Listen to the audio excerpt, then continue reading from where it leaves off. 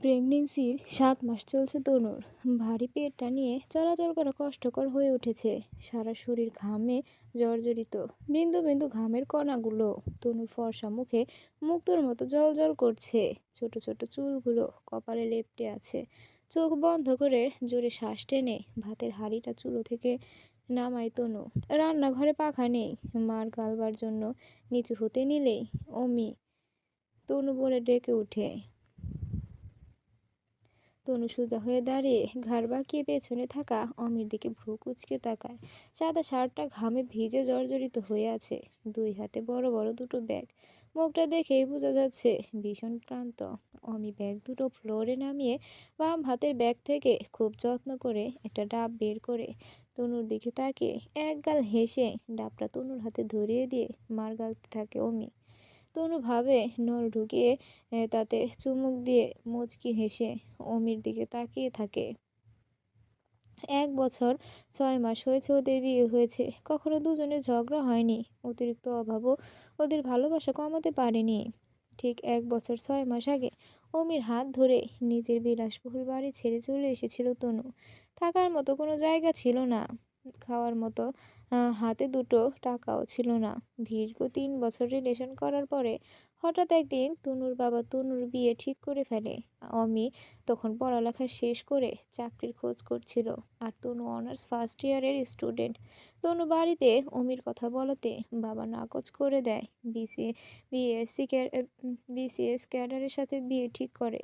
সেদিনই বাবা মাকে ছেড়ে এক পোশাকে অমির হাত ধরে বেরিয়ে এসেছিল তনু। অমির বাবাও মেনে নেয়নি এই সম্পর্ক।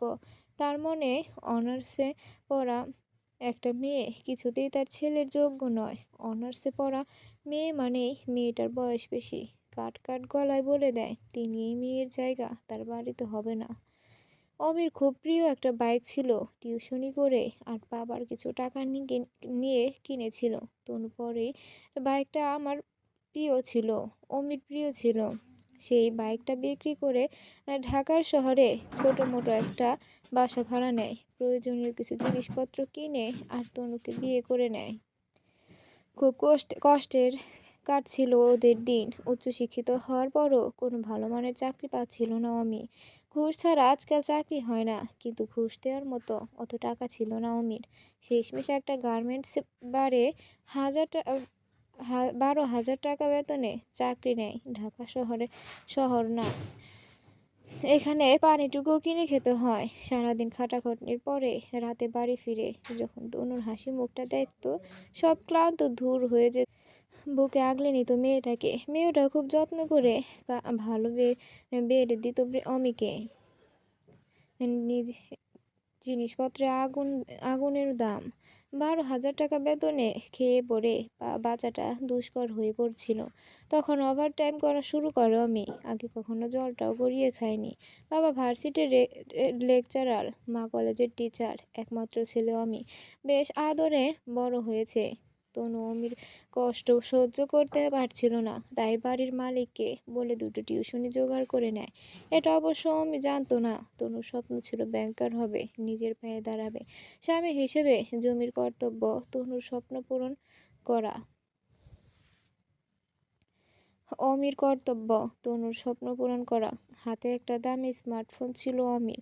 সেটা বিক্রি করে একটা প্রাইভেট ভার্সিটিতে ভর্তি করিয়ে দেয় তনুকে। তনু অবশ্য অনেক বারণ করেছে, কিন্তু অমি শোনেনি।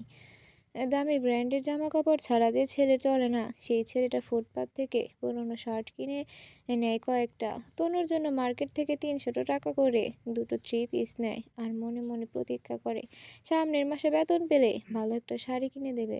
এভাবেই দিন চলছে ওদের। আস্তে আস্তে একটা বছর চলে যায়। বাবা মা কেউ যোগাযোগ করেনি। অমি কয়েকবার কল করলেও রিসিভ করেনি। ১ বছরে একটুখানি পরিবর্তন হয়েছে ওদের। তনু টিউশন বেড়েছে। টিউশনের টাকা দিয়ে ঘরে ২-১টা আসবাবপত্র কিনেছে। অমিকে কয়েকটা দামি শার্ট প্যান্ট কিনে দিয়েছে। অমি প্রথমে রাগ করলেও পরে বুকের মধ্যে আগলে নিয়েছে তনুকে। আমি তোমাকে কথা দিয়েছিলাম সারা জীবন ভালো রাখবো, কিন্তু পারছি না, কথা রাখতে পারলাম না আমি। তনুর মাথায় চুমু খেয়ে ভেজা গলায় বলে অমি, খুব ভালো আছি আমি। এর চেয়ে বেশি ভালো থাকতে চাই না। এই যে দিন শেষে তোমার বুকে মাথা রেখে ঘুমাতে পারি, তুমি জানো এখানে আমি স্বর্গসুখ পাই। হঠাৎ একদিন তনু বুঝতে পারে ও প্রেগনেন্ট। অমিকে এটা জানানোর পর অমি যে কতটা খুশি হয়েছিল সেটা ভাষায় প্রকাশ করা যায় না। অফিস ছুটি নিয়ে তনিকে নিয়ে হাসপাতালে গিয়েছিল চেক আপ করতে। মাস শেষের দিকে হাতে তেমন টাকা ছিল না। 1,000 টাকা ছিল, 900 টাকা খরচ হয় চেক আপ করতে। মিষ্টি কেনার টাকা ছিল না। শেষমেশ দোকান থেকে দুটো কালো জাম কিনে দুজনে খেয়েছিল। এখন প্রেগনেন্সির 7 মাস চলছে, কিন্তু আর চেক আপ করা হয়নি। আলট্রাসোনোগ্রাফি করে জানাও হয়নি ছেলে হবে নাকি মেয়ে হবে। এটা নিয়ে তনুর মনে কোনো আক্ষেপ না থাকলেও অমির মনে রয়ে গেছে বিশাল অপূর্ণতা। একরাশ মন খারাপ। মার গালা শেষ করে অমি তরকারির রান্না কালে লেগে পড়ে। তনু ডাব শেষ করে এক পাশে রেখে দেয়। তুমি রেস্ট নাও গিয়ে, আমি পারবো। তনু অমির এলোমেলো চুলগুলো ঠিক করে দিয়ে বলে, তুমি যাও, গোসল শেষ করে ফ্যানের নিচে বসো। ঘেমে গেছ, আমার বাচ্চার কষ্ট হবে। মুচকি হেসে বলে অমি, একদম কষ্ট হচ্ছে না। তুমি যাও, মাত্র অফিস থেকে ফিরলে, লাঞ্চ করে আবার অফিসে যাবে। এই সময়টুকু তোমার রেস্ট নেওয়ার সময়। নাকের পাটা ফুলিয়ে বলে তনু, আমি তো ক্লান্ত নই তনু, তোমার মুখটা দেখে সব ক্লান্তি চলে গেছে। তনুর দিকে এক দৃষ্টিতে তাকিয়ে বলে অমি। তনু লাজুক হাসে, মনের মধ্যে ছুঁয়ে যায় এক আকাশ সমান ভালোবাসা। নিজেকে ভাগ্যবতী মনে হয়। তনু, তুমি এখন না গেলে আমি খুব বকবো তোমায়। চোখ পাকিয়ে বলে অমি। অমিকে ভেঙচি কেটে চলে যায় তনু। অফিস থেকে মোটা অঙ্কের টাকা লোন নিয়েছে অমি। সামনে তনু সিজারিংয়ের ডেট, 9 মাস ছুঁয়েছি। সঠিক সময় টাকা অ্যারেঞ্জ করতে না পারলে। আজ বিকেল থেকেই তনু লেবার পেইন হচ্ছে। যখন হালকা ব্যথা করে উঠেছে তো আমি বাসায় ছিল। এক মুহূর্তে দেরি না করে হাসপাতালে ভর্তি করায় তনুকে।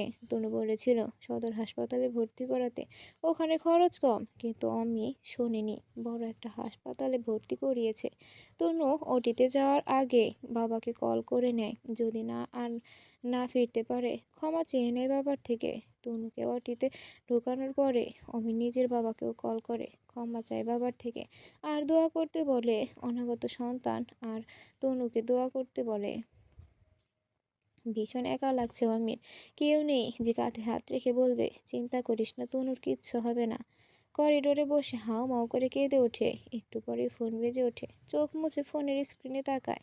Telephone number. কল রিসিভ করে কানে নেয়। কিছুদিন আগে ব্যাংকের চাকরির ইন্টারভিউ দিয়েছিল, সেখান থেকে কল এসেছে, চাকরিটা হয়ে গেছে। অমি খুশি হতে পারে না। ওর খুশি মতো এখন ওকে জীবনের শ্রেষ্ঠ গিফট দেওয়ার জন্য মৃত্যুর সাথে পাঞ্জা লড়ছে। বেশ কিছুক্ষণ পরে অমির বাবা মা এসে অমির পাশে দাঁড়ায়। বাবা মাকে দেখে জড়িয়ে কেঁদে ওঠে অমি। অমির মাও কেঁদে ফেলে। 1 ঘন্টা পরে ওটি থেকে কান্নার আওয়াজ ভেসে আসে। সদ্য জন্ম নেওয়া শিশুটি কাঁদছে। অমি দৌড়ে ওটির সামনে গিয়ে দাঁড়ায়। একটা নার্স সাদা তোয়ালেতে মুড়িয়ে একটা বাচ্চা নিয়ে বের হয়। কংগ্রাচুলেশনস, আপনার মেয়ে হয়েছে। অমি বিস্ময়কর চোখে তাকিয়ে আছে বাচ্চাটার দিকে। অমির মা দৌড়ে এসে বাচ্চাটাকে কোলে নেয়। আমার তনু কেমন আছে সিস্টার? অমি ভাঙা গলায় জিজ্ঞেস করে। আলহামদুলিল্লাহ ভালো। একটু পরেই ক্যাবিনে শিফট করা হবে। একটু পরে তনুর বাবা মাও চলে আসে। সবাই বাচ্চাটাকে নিয়ে ব্যস্ত। একে একে সবাই তনুর সাথে দেখা করে আসে। বাবা মা তনুকে জড়িয়ে কান্না করে বেশ কিছুক্ষণ। ক্যাবিন ফাঁকা হওয়ার পরে অমির মেয়েকে কোলে নিয়ে তনুর ক্যাবিনে ঢোকে। তনু দরজার দিকেই